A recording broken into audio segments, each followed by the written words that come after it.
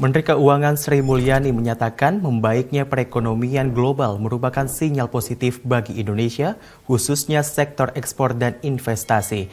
Ekonomi Indonesia diharapkan dapat mulai kembali pulih di bulan Agustus dan September seiring dengan kasus COVID-19 yang mulai menurun.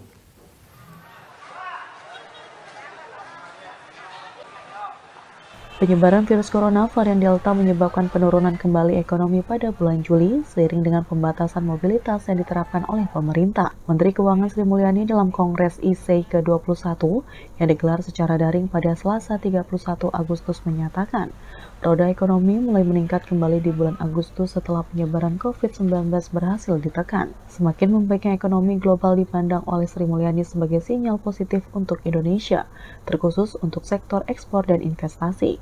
Sri Mulyani berharap tahun ini seluruh elemen perekonomian dapat menuju zona positif sehingga mesin pertumbuhan ekonomi akan lebih merata dan tidak hanya bergantung pada APBN.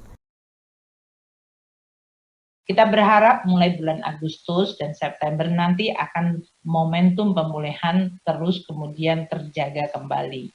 Dan dengan demikian kita berharap kinerja ekonomi untuk kuartal ketiga akan bisa terpulihkan secara bertahap.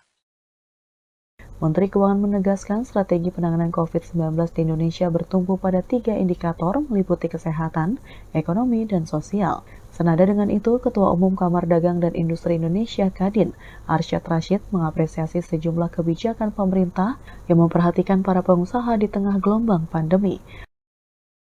Di sisi ini sekali lagi kami melihat pengertian dari pemerintah dan sinergi yang memang ada bagaimana suara daripada dunia usaha yang kami utarakan pada pemerintah didengar dan bagaimana bersama-sama mencari, karena bukan apa-apa lagi bahwa keadaan ini tidak pernah terjadi dan ini hanyalah suatu hal yang dimana seluruh dunia, setiap negara baru menghadapi.